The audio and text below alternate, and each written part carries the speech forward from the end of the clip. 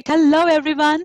So hope आप सबका ये पूरा वीक बढ़िया रहा होगा। लास्ट वीक का हमारा जो सेशन था उसके बाद आपने बहुत सारे चेंजेस किए होंगे आपके रूटीन में and definitely it has been आपको काफी उसका फायदा भी हुआ होगा।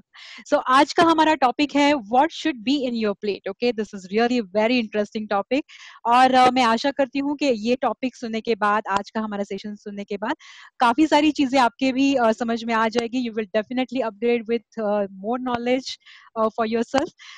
सो इन सारी चीजों में आज हम देखने वाले हैं। So that is going to be, it is going to cover important aspects of food triangle. So carbohydrates, fats and proteins, we are going to keep more focus on that.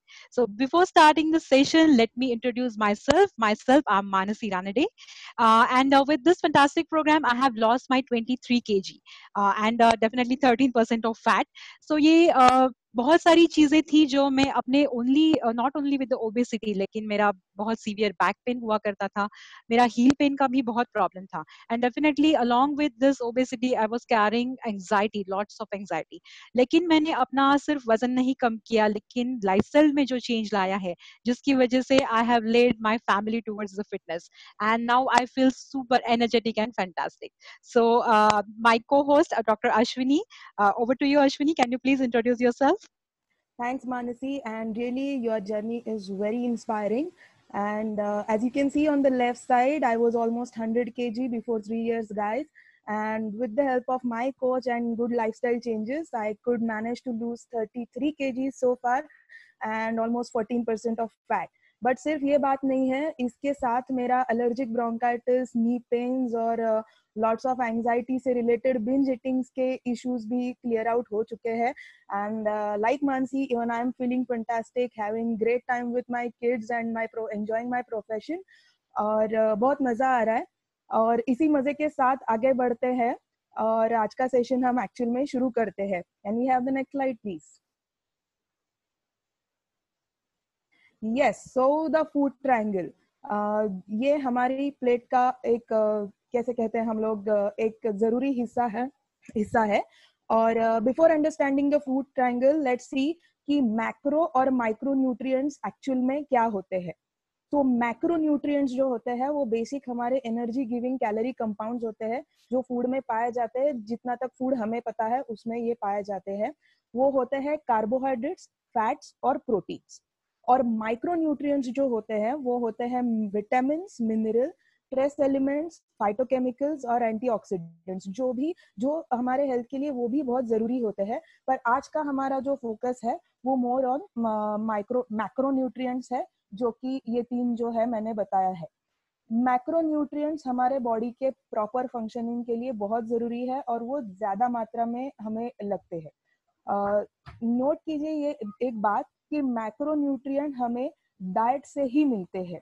हमारा शरीर मैक्रो न्यूट्रिएंट्स खुद बना नहीं सकता, उसके लिए हमें diet पर ही डिपेंड रहना चाहिए. कार्बोहाइड्रेट्स, प्रोटीन और फैट्स ये मैक्रो न्यूट्रिएंट्स है. अब कार्बोहाइड्रेट्स जो होते हैं उनमें मोस्टली शुगर, स्टार्चेस और फाइबर का समावेश होता है, आइदर सिंपल और कॉम्प्लेक्स फॉर्म में. फैट है वो बहुत इंपॉर्टेंट है हमारे बॉडी के फंक्शन को ठीक से चलाने के लिए, पर उसे सही मात्रा में और सही फॉर्म में खाना is the key of good health, guys. और प्रोटीन्स जो है वो हमारे शरीर के छोटे से छोटे सेल से लेके बड़े से बड़े ऑर्गन बनाने में काम आते हैं.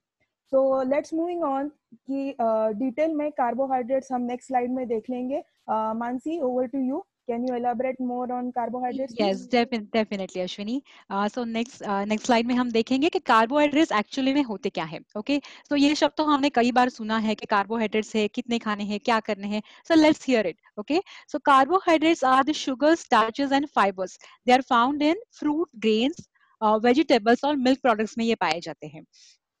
आजकल के मतलब नए नए स्टाइल के जो डाइट्स निकले हैं उसमें कई बार हमें सुनने में आता है कि कार्बोहाइड्रेट्स के बिना डाइट कर रहे हैं या एकदम लो कार्बोहाइड्रेट्स ले रहे हैं.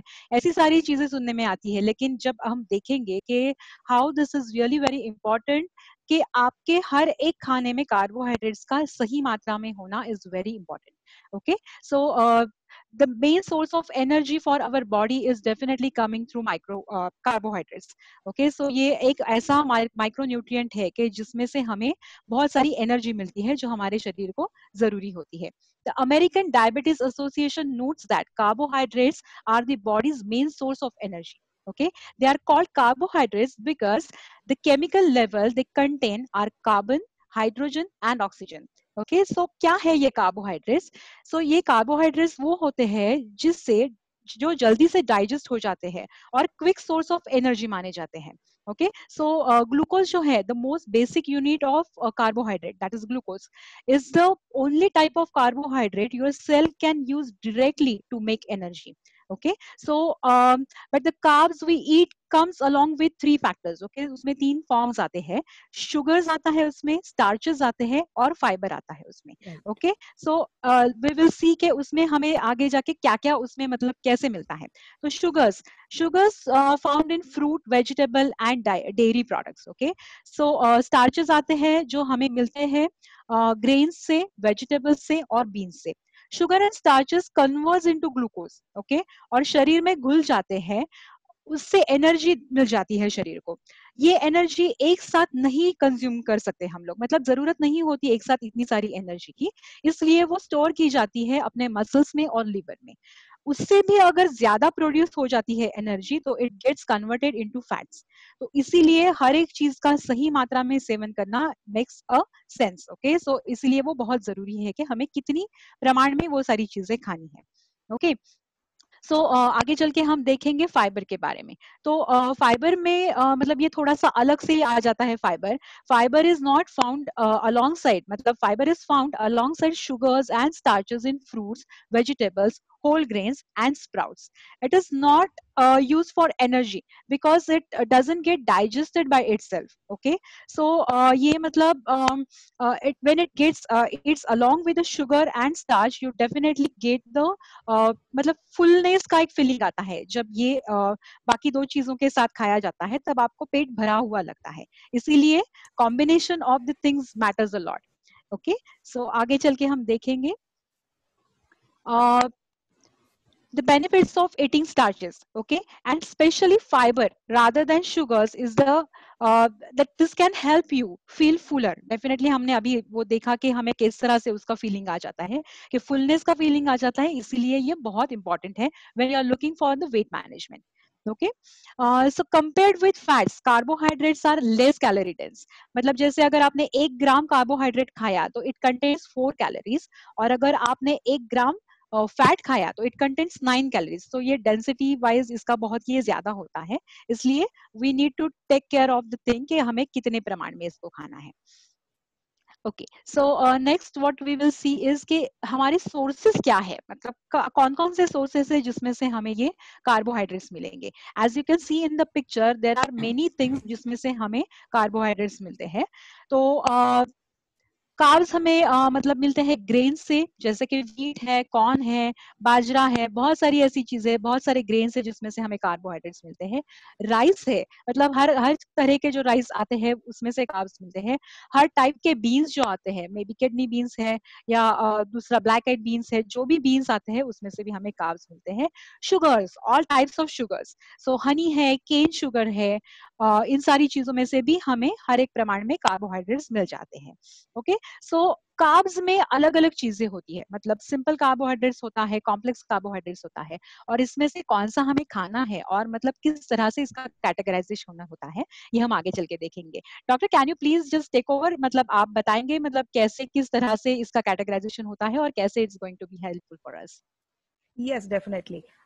तो बेसिक कार्बोहाइड्रेट्स का क्लासिफिकेशन हम लोग कर सकते हैं सिंपल और कॉम्प्लेक्स कार्बोहाइड्रेट्स में. आपने ये शब्द भी बहुत बार सुना होगा. So as the name suggest, simple carbohydrates में कार्बोहाइड्रेट्स आर दोज जिसका मॉलिक्यूलर स्ट्रक्चर बहुत ही सिंपल होता है, और कॉम्प्लेक्स का कॉम्प्लेक्स होता है डेफिनेटली. तो सिंपल कार्बोहाइड्रेट्स में आ जाते हैं शुगर, और कॉम्प्लेक्स कार्बोहाइड्रेट्स में आ जाते हैं स्टार्च और dietary fibres.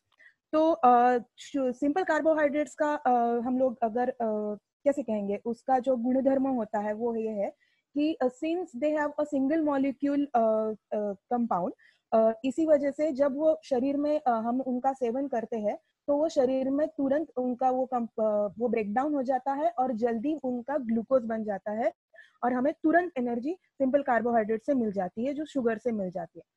Whereas starches and dietary fibers take some time to break down into glucose, और फाइबर तो डाइजेस्ट होता ही नहीं, पर स्टार्चेस में थोड़ा ज्यादा वक्त लगता है because of the complex structure of it molecules to break down into sugar and then they get absorb comparatively later than the simple carbohydrates. तो सिंपल कार्बोहाइड्रेट्स किस में आते हैं? जो बहुत सारी लुभावनी चीजें होती है ना गाइस, कैंडी, सोडा, सिरप्स, इनमें सारे सिंपल कार्बोहाइड्रेट्स आते हैं। बहुत सारे प्रोसेस फूड में सिंपल कार्बोहाइड्रेट्स होते हैं जिसमें रिफाइंड शुगर यूज की जाती है और जिसमें से विटामिन, मिनरल और फाइबर कुछ मिलता नहीं हमें। ये सारी एम्प्टी कैलोरीज है दोस्तों, इनसे हमारी भूख तो नहीं मिटती पर वजन जरूर बढ़ जाता है। Whereas complex carbohydrates are found in naturally occurring मतलब naturally occurring substances में होता है। जैसे अभी मानसी ने कहा था कि beans, pulses, beans, lentils, whole grains, इसमें कॉम्प्लेक्स कार्बोहाइड्रेट्स हम लोग हमें मिल जाते हैं इसमें से। दोनों मतलब कार्बोहाइड्रेट्स का बेसिक फंक्शन एनर्जी सोर्सेस है, बट सिंपल कार्बोहाइड्रेट्स का जो एनर्जी बर्स्ट होता है वो बहुत ज्यादा होता है, इसलिए ज्यादा मात्रा में और कम समय में खून में ब्लड शुगर रिलीज की जाती है। Whereas complex carbohydrate sustained energy provide करते हैं, धीरे धीरे वो बॉडी में एनर्जी प्रोवाइड कर देते हैं। इसीलिए सिंपल कार्बोहाइड्रेट्स खाने के बाद हमें तुरंत अच्छा तो लगता है, पर हमारे थोड़ी देर के बाद ही वो एनर्जी लॉस भी हो जाता है, क्योंकि इतनी ज्यादा मात्रा में शुगर हमारे शरीर में अच्छी नहीं होती।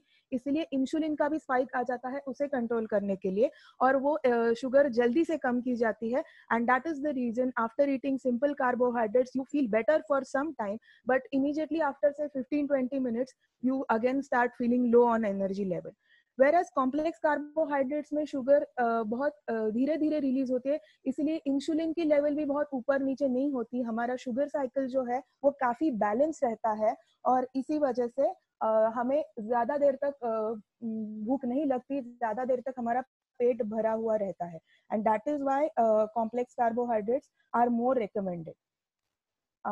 नेक्स्ट हम लोग देखेंगे कि बेसिकली शुगर, स्टार्चेस और फाइबर्स होते क्या है, कैसे काम करते हैं।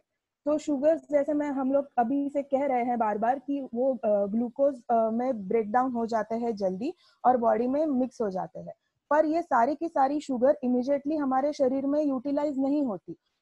मतलब शुगर से मिली हुई एनर्जी हमारे शरीर में यूटिलाइज नहीं होती। तो जो अतिरिक्त एनर्जी बच जाती है, guys pay a very good attention to this, जो अतिरिक्त एनर्जी बच जाती है, लगभग 200 कैलोरी तक एनर्जी लिवर और मसल्स में एज ग्लाइकोजन रिजर्व स्टोर की जाती है।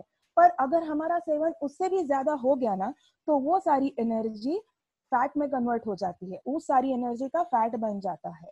तो शुगर और स्टार्चेस का सेवन करते वक्त हमें ये ध्यान में रखना बहुत जरूरी है कि हम लोग किस टाइप का फूड खा रहे हैं और कितनी मात्रा में खा रहे हैं। अब आते हैं फाइबर की तरफ। फाइबर हमारे डाइजेशन प्रोसेस के लिए बहुत जरूरी है, पर अभी तो मानसी ने कहा था कि फाइबर शरीर में डाइजेस्ट ही नहीं होता। तो बेसिकली फाइबर का काम हमारे डाइजेस्टिव सिस्टम का स्वच्छता, फाइबर हमारे डाइजेस्टिव सिस्टम को लिटरली झाड़ू मारने का काम करता है। It cleanses the villi of the intestine, and that is why the absorption of all nutrients from your intestines become more because of the fiber cleanses your intestine. पर guys, ये fibre अकेले नहीं आता, इनकी शादी हो चुकी होती है पानी के साथ। ये दोनों का साथ में रहना बहुत जरूरी है। अगर आपके शरीर में फाइबर का सेवन आप अच्छी तरह से, क्या आपके आहार में आप कर रहे हैं फाइबर का सेवन, तो उसके साथ साथ अच्छी एडिक्वेट मात्रा में पानी पीना बहुत जरूरी है। अगर आप ये नहीं करेंगे तो यही अच्छा फाइबर आपको सुबह बहुत तकलीफ देने वाला है दोस्तों। ये राइट। सो अब इनकी शादी तो हो चुकी है फाइबर और पानी की, ये तो हम लोग कर रहे हैं, पर ये शादी तक रुकते नहीं, आगे डेफिनेटली फैमिली बढ़ जाती है और उनके साथ एक बच्चा भी आ जाता है। जैसे गाइज हमारे बच्चे हमें एक जगह पे बैठने नहीं देते, वैसे ही ये बच्चा हमें सजेस्ट करता है कि हमें एक जगह पे नहीं बैठना है। So you have to be moving around. आपको ग्लूड टू योर चेयर या ग्लूड टू योर सोफा नहीं रहना है. आपको दिन भर में घूमते फिरते रहना है. इसका मतलब अब अगर आप खाने में अच्छी तरीके से फाइबर का सेवन कर रहे हैं तो उसके साथ साथ adequate amount of water and a good active lifestyle is very necessary.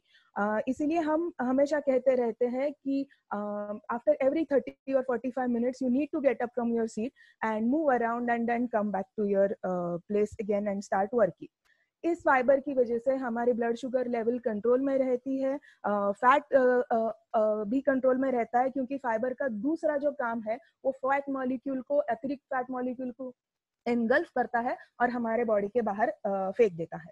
इसलिए हम लोगों को कोरोनरी हार्ट डिसीज और ऐसे लाइफस्टाइल रिलेटेड डिसीज का धोखा भी बहुत कम हो जाता है. कार्ब्स जो होते हैं वो नेचुरली डेयरी में और स्टार्ची और नॉन स्टार्ची वेजिटेबल्स में पाए जाते हैं. बट नॉन स्टार्ची वेजिटेबल्स में जो कार्ब्स होते हैं वो मतलब कम मात्रा में होते हैं. अगर उसमें फाइबर ज्यादा होता है, इसीलिए बहुत बार आपको नॉन स्टार्ची वेजिटेबल्स मतलब सलाद, ग्रीन लीफी वेजिटेबल्स ऐसे रेकमेंड किए जाते हैं. सो हम इसमें से हमारे लिए क्या अच्छा है और क्या नहीं अच्छा है, इस पे अब कंपैरेटिव स्टडी एक करेंगे. मानसी, आप ये स्टडी हमें बताएंगे? Oh yes, sure.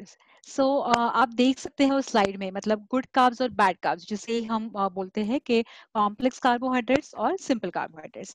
सो इसमें आप देख सकते हैं कि ये डाइजेशन में स्लो होता है. ओके मतलब आपके बॉडी को थोड़ा सा कष्ट उठाना पड़ता है इसको डाइजेस्ट करने के लिए.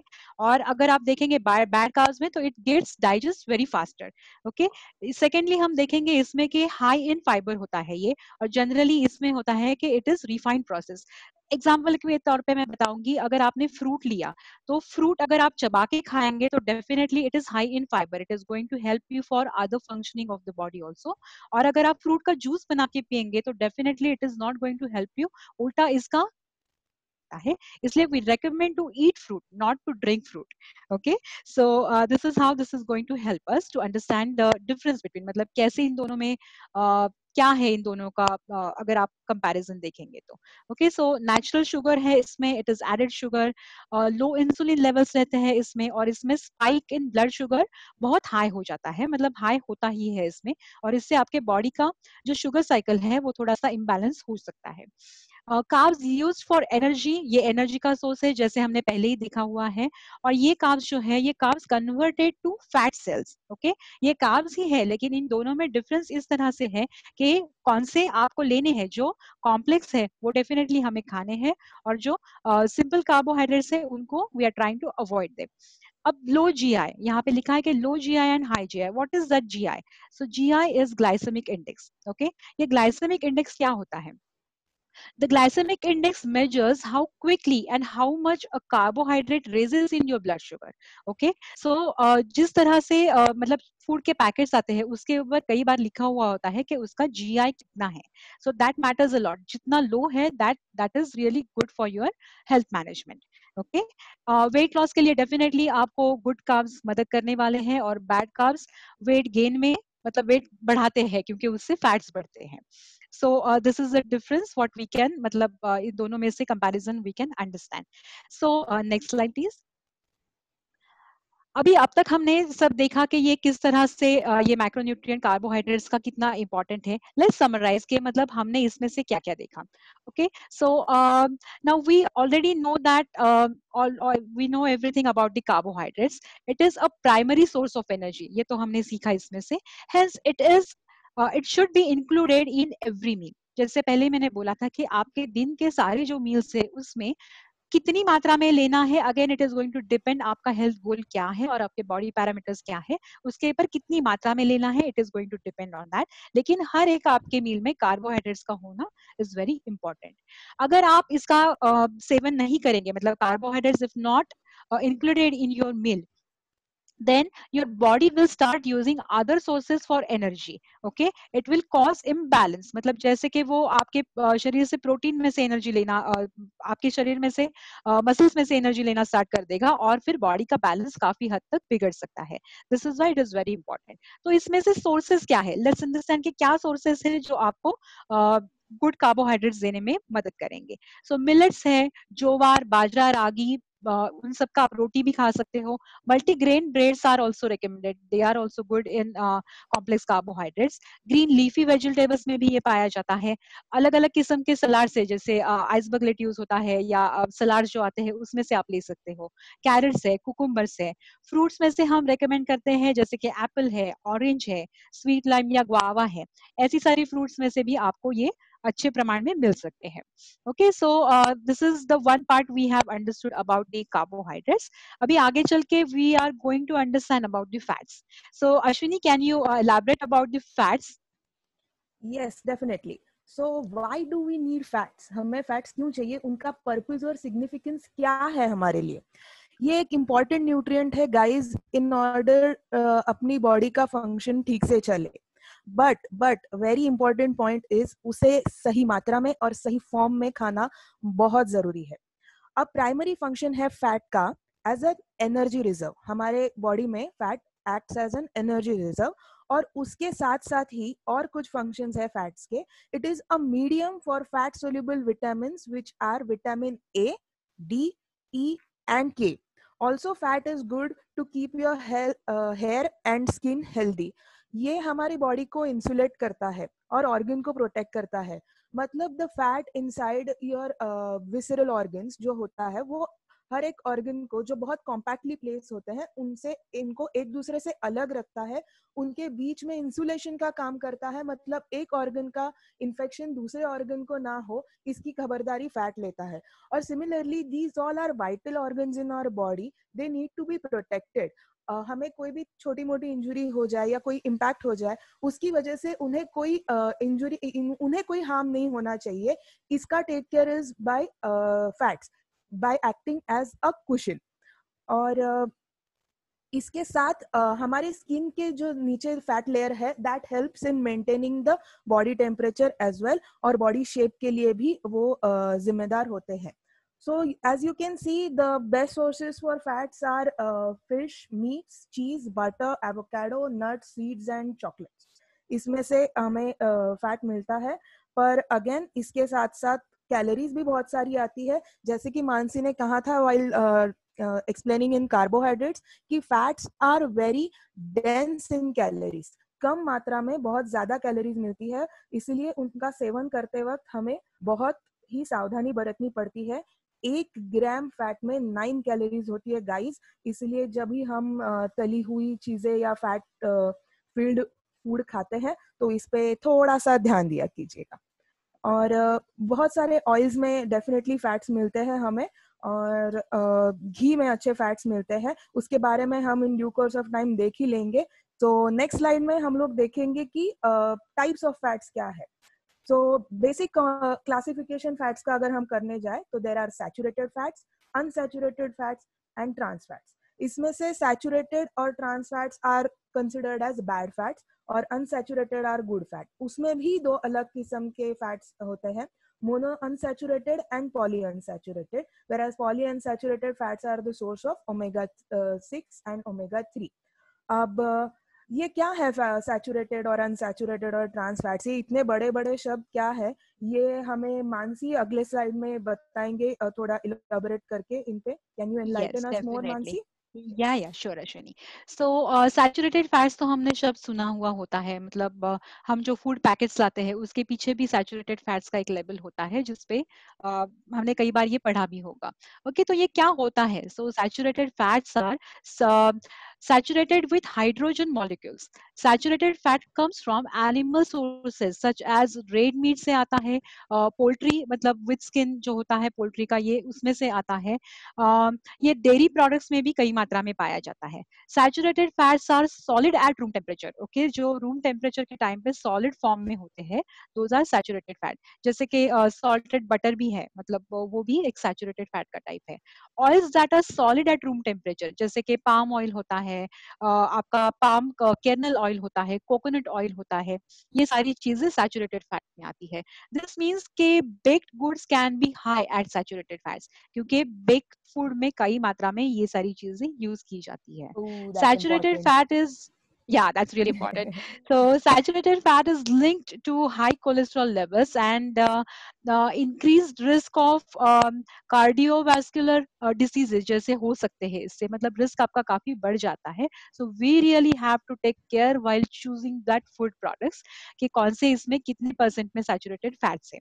ओके, सो आगे चल के हम देखेंगे कि ये ट्रांस फैट क्या होता है. Okay, trans fats are sometimes found in naturally it found in naturally जैसे कि मीट और डेयरी में पाया जाता है और लेकिन बहुत कम मात्रा में होता है वो उसमें. More often they are like produce by the food industry जैसे कि शेल्फ लाइफ बढ़ाने के लिए फूड इंडस्ट्रीज के मतलब उनकी तरफ से इसमें ये डाला जाता है ताकि इसका प्रोडक्ट का शेल्फ लाइफ बढ़ाया जाए. तो Yeah. This is done by the adding hydrogen to liquid vegetable oils. Okay, to make the oil more solid. These are called partially hydrogenated oils. Okay, तो आपके समझ में आ गया होगा कि ये किस तरह से मतलब ये प्रोडक्ट का शेल्फ लाइफ बढ़ाने के लिए इसका इस्तेमाल किया जाता है. They are often found in convenient foods मतलब जो आसानी से बनाने जैसे फूड्स है जैसे कि फ्रोजन चीजें हम लाते हैं उसमें ये ट्रांस फैट बहुत ज्यादा मात्रा में पाया जाता है. जैसे कि फ्रोजन पिज्जा होता है या फिर फ्रोजन क्विक बाइट्स होते हैं जो मतलब क्विकली आप बेक कर सकते हो और उसको खा सकते हो, ऐसी सारी चीजें होती है उसमें ये पाया जाता है. That is the reason why when you are seriously taking care of your health, we avoid eating those frozen things. So fast food, okay, so fast food at restaurants जो होते हैं फास्ट फूड वाले वहां पर ये कई मात्रा में यूज किया जाता है.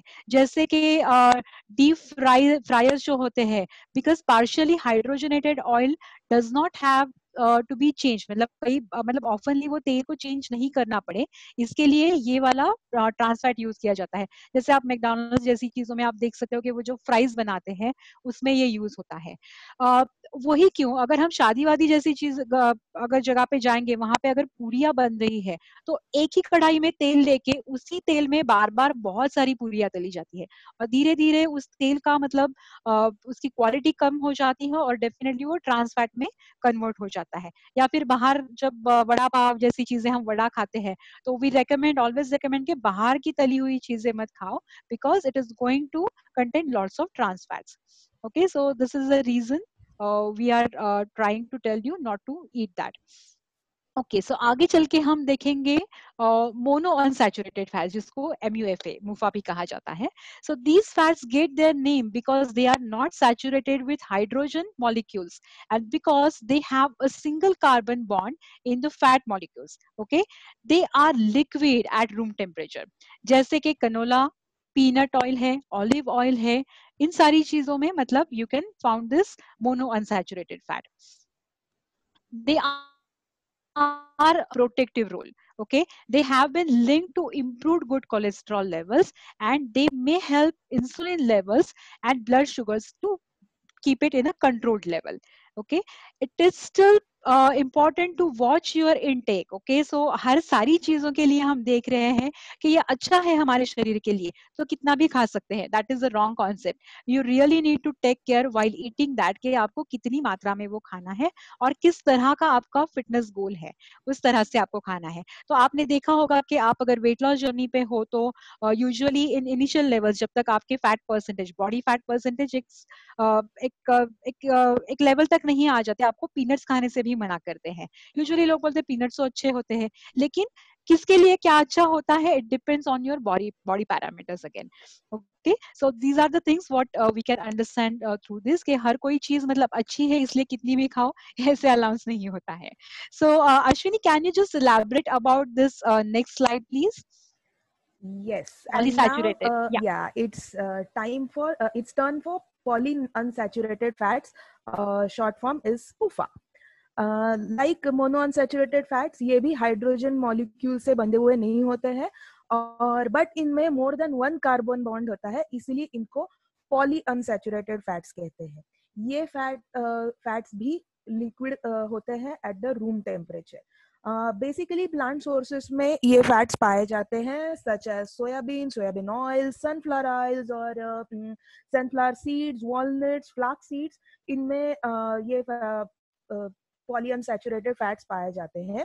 There also like non vegetarian sources देखा जाए तो सैल्मन, ट्यूना, इन जैसे फिश में भी ये ऑयल पाया जाता है। इसलिए guys fish oil is very essential. हमें कहा जाता है बचपन से भी, हमें कॉड लिवर ऑयल के टैबलेट्स बचपन में भी दिए गए होते हैं। Most of you must have had it in your childhood as well. So इनका हमारे ये जो पॉली अनसैचुरेटेड फैट्स है, इनका हमारा जो गुड कोलेस्ट्रॉल लेवल है उन पे अच्छा असर होता है। इसीलिए हमारी हार्ट डिसीज डेवलप करने की जो रिस्क है वो कम हो जाती है when you have adequate amount of polyunsaturated fats in your diet. These are also good for cell development and maintaining your vitamin E level, guys. और ये पॉलीअनसैचुरेटेड फैट्स में ही हमारे दो इसेंशियल फैटी एसिड्स आ जाते हैं, ओमेगा 6 एंड ओमेगा 3, जो कि हम नेक्स्ट स्लाइड में देखेंगे। Can we have it, please? Yes. So omega 3 fatty acid जो पॉलीअनसैचुरेटेड फैट से हमें मिलता है, वो mostly it is found in fish, और थोड़ी से प्रमाण में वॉलनट्स में भी या फ्लैक्स सीड्स में भी हमें मिलता है। Guys, a point to note over here is इनकी मात्रा ये सारे सोर्सेस में बहुत कम होती है, तो इनका एडिक्वेट सेवन करने के लिए ओमेगा 3 का हमारे शरीर में एडिक्वेट मात्रा में होने के लिए हमें बहुत प्रमाण में ये चीजों का सेवन करना पड़ेगा। But again it will imbalance create हो जाएगा हमारे कैलोरीज में। इसीलिए गाइज हमेशा रेकमेंड किया जाता है, अगर अच्छी अमाउंट में ओमेगा 3 हमें लेना है तो we have to be dependent on some supplement. अब ये कौन से सप्लीमेंट लेने हैं, कितनी मात्रा में लेने हैं, ये सब का बेस्ट आपको हेल्प इसमें करेंगे आपके कोच, आपके लाइफस्टाइल कोच, या वो पर्सन जिन्होंने आपको इस सेशन में इनवाइट किया है। तो सेशन के बाद आप जरूर इनसे कांटेक्ट करके पूछ लीजिए कि ओमेगा 3 की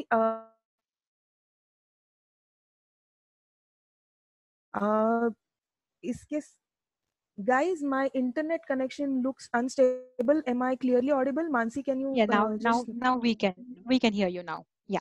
Okay, I'm sorry for that disturbance, but these days हमारे इंटरनेट में बहुत सारे इश्यूज आ रहे हैं, उसका भी लॉकडाउन हो रहा है शायद से। Okay. So we can hear you clearly. You can go ahead. Okay, great, that is. Omega 6 fatty acids के बारे में हम लोग बात करेंगे। ये बेसिकली प्लांट में पाए जाते हैं, अगेन थोड़ी कम मात्रा में ही होते हैं, but you can have it found these in कुछ वेजिटेबल, पीनट या सनफ्लावर ऑयल्स में होते हैं। These omega 6 fatty acids are good for your skin and hair growth, और ये मेटाबॉलिज्म में भी मदद करते हैं। इसके साथ साथ guys it is good for your bone health also, और रिप्रोडक्टिव सिस्टम में भी इसका बहुत अच्छा उपयोग होता है। Can we move on to the next slide, please? और कैसे बैलेंस मेंटेन करना है इसके बारे में Mansi, you please elaborate more. Yes so अभी जैसे अश्विनी ने बताया, तो ओमेगा 3 का कैसे इम्पोर्टेंस है और कैसे मतलब उसके लिए हमें सप्लीमेंट लेना पड़ता है, क्योंकि मतलब सही मात्रा में हमें वो नॉर्मल फूड से नहीं मिल सकता। So definitely contact your coach, so that person can definitely guide you on that. तो हमने अभी देखा कि किस तरह से फैट्स के बारे में मतलब कहाँ से हमें मिल सकते हैं और कितने प्रमाण में हमें उनको खाना है, ठीक है। तो इसका अभी बैलेंस करने के लिए क्या करना है, ओके। तो मुझे एग्जैक्टली फैट्स तो पता चल गए, मुझे कितना कंज्यूम करना है फैट्स, इसके बारे में हम देखेंगे। Best source I can tell you के इंडियन खाने में अपना देसी घी, that is the best source of fats what you can have. So 1 teaspoon is recommended for in a whole day, okay. So लोग मतलब सरप्राइज हो जाते हैं कि वेट लॉस के टाइम पे आप घी बोल रहे हो खाने के लिए, लेकिन यस मतलब दैट इज ऑल्सो इम्पोर्टेंट, जरूरी होता है। मैं ऐसा बोल सकती हूँ कि जैसे अगर कोई मशीन है, ओके, अगर उसको अपने उसके गियर में अगर ऑयलिंग कर दिया आपने, तो वो अच्छे से स्मूथली चलेगा, लेकिन अगर आपने उसको ओवर ऑयलिंग कर दिया तो वो फिसल जाएगा। इसी तरह कुछ होता है इन फैट्स के बारे में।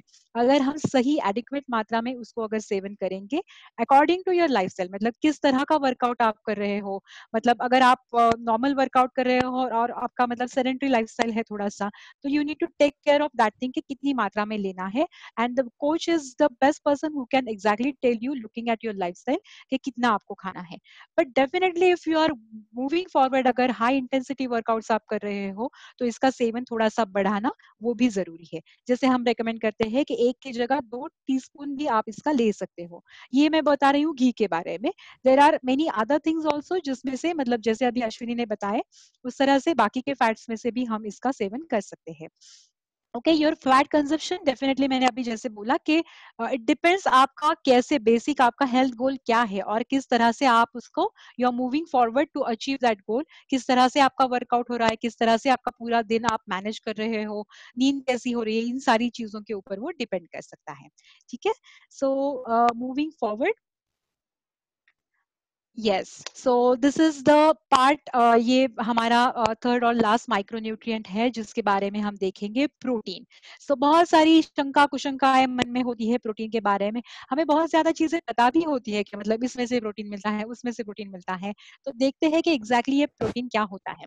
Okay, so proteins hold the first place in the building and maintaining of all living things. मतलब ऑल लिविंग थिंग्स जो भी है उसमें से कम या ज्यादा प्रमाण में प्रोटीन होता ही है.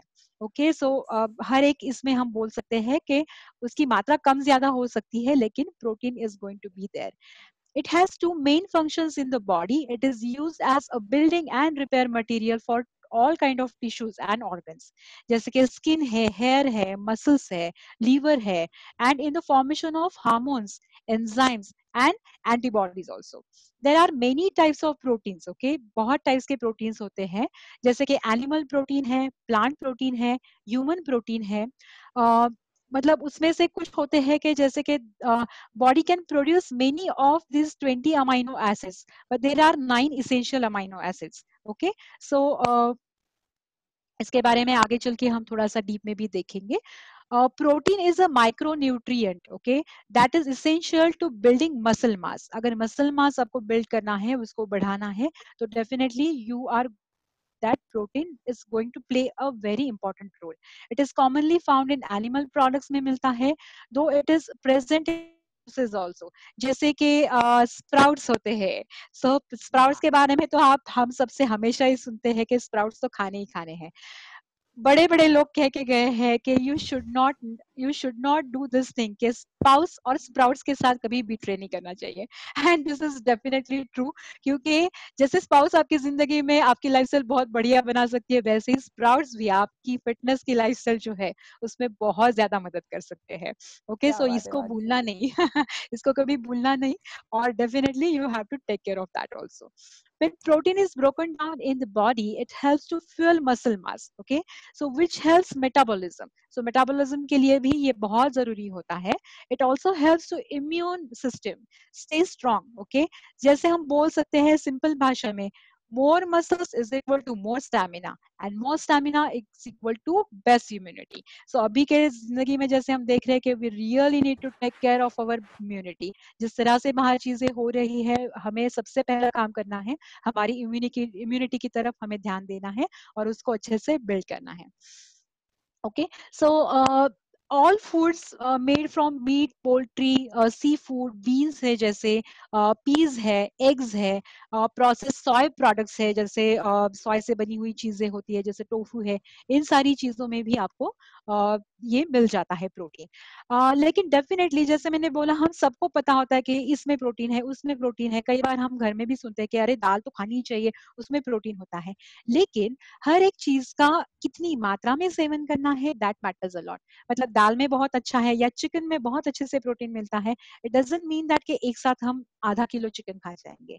तो उसका भी राइट मतलब अमाउंट में सेवन करना बहुत जरूरी है, so that you can take that target, आपका जो भी हेल्थ गोल है वो अच्छे से आप अचीव कर सके. ओके, अभी हम देख ग्लाइसेमिक इंडेक्स के बारे में. वैसे ही पीडीकैस होता है. तो ये पीडीकैस क्या होता है, तो ये होता है जिससे हम मेजर कर सकते हैं कि कितनी मतलब कितना अच्छा प्रमाण में वो प्रोटीन उसमें मौजूद है. तो जो मील रिप्लेसमेंट शेक्स हम आपको रेकमेंड करते हैं उसका पीडीकैस स्कोर होता है 1. और one is the best. Okay, so अगर आप देखेंगे किसी भी पैकेट में अगर उस पे लिखा होगा कि पीडी का स्कोर उसका 1 है, तो it is going to be very good for your health. Okay, so अभी हम आगे चल के देखेंगे कि क्लासिफिकेशन ऑफ प्रोटीन्स क्या होते हैं. जैसे कि अलग अलग टाइप के प्रोटीन्स होते हैं, तो उसमें से वो कैसे क्लासिफाई किए जाते हैं, and which are the best sources to consume. Ashwini, can you take it over and explain about that? Yes definitely, thanks Mansi. तो प्रोटीन के हम बेसिकली दो क्लासिफिकेशन कर सकते हैं. पहला आता है क्लास 1 और complete protein, and another is class 2 और incomplete protein. Let's start with class 1 now.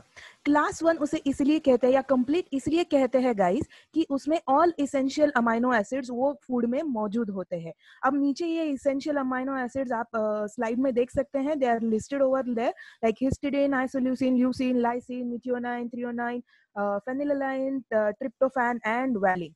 ये सारे हमारे शरीर के लिए, हमारे मसल और शरीर के बिल्डिंग के लिए, रिपेयर के लिए ये amino acids are very essential. और ये सारे के सारे अमाइनो एसिड्स क्लास 1 प्रोटीन या कंप्लीट प्रोटीन में एक साथ मौजूद होते हैं. और इसमें इसके सोर्सेज हम लोग देख सकते हैं कि रेड मीट है, पोल्ट्री, फिश, एग्स, मिल्क, चीज, योगर्ट एंड किनवा. सो आप देख सकते हैं कि ये ज्यादा जो इसके उदाहरण है वो एनिमल सोर्स है, मतलब थोड़े नॉन वेजिटेरियन सोर्स है. ये इसलिए है गाइस क्योंकि animal protein and human protein are very similar in composition. इसलिए इनका जो डाइजेशन है, इनका जो एब्जॉर्प्शन है हमारे शरीर में, वो बहुत ज्यादा मात्रा में हो जाता है, बहुत अच्छी तरीके से हो जाता है. We get almost all the essential amino acid as it is from this kind of class 1 protein. अब बारी आती है क्लास 2 प्रोटीन की in the next slide. Yes, ये इनको इनकम्प्लीट प्रोटीन भी कहा जाता है. बेसिकली ये प्लांट प्रोटीन या वेजिटेबल प्रोटीन होता है क्योंकि इसमें एक या दो या कोई ज्यादा अमाइनो एसिड्स कम होते हैं. उसमें 9 अमाइनो एसिड हमें एक ही फूड में नहीं मिल पाते. इसके एग्जांपल्स है गाइस ग्रेन्स, नट, पल्सेस और हमारे favourite sprouts and some seeds. Plant protein का स्ट्रक्चर थोड़ा अलग होने की वजह से इसमें एक साथ सारे के सारे हमारे शरीर के लिए जो ये 9 अमाइनो एसिड्स हमने पिछली स्लाइड में देखा था वो लगते हैं, वो यहाँ पे हमें नहीं मिलते. पर इनको हम अगर कंबाइन करके खा ले, like some sprouts with chapati, like dal rice, या फिर eggs and sprouts and chapati और दाल राइस की जैसे अगर हम लोग रोटी सब्जी ऐसे खा ले तो ये एक कंप्लीट मील हो सकता है. इसमें से हमें वो पूरी की पूरी जानकारी हमें पूरी की पूरी प्रोटीन हमें मिल सकते हैं. अब हाँ, विल मूव फॉरवर्ड टू सी ये प्रोटीन हमारे शरीर में करते क्या है, इसका मेटाबॉलिज्म कैसा होता है इन नेक्स्ट स्लाइड.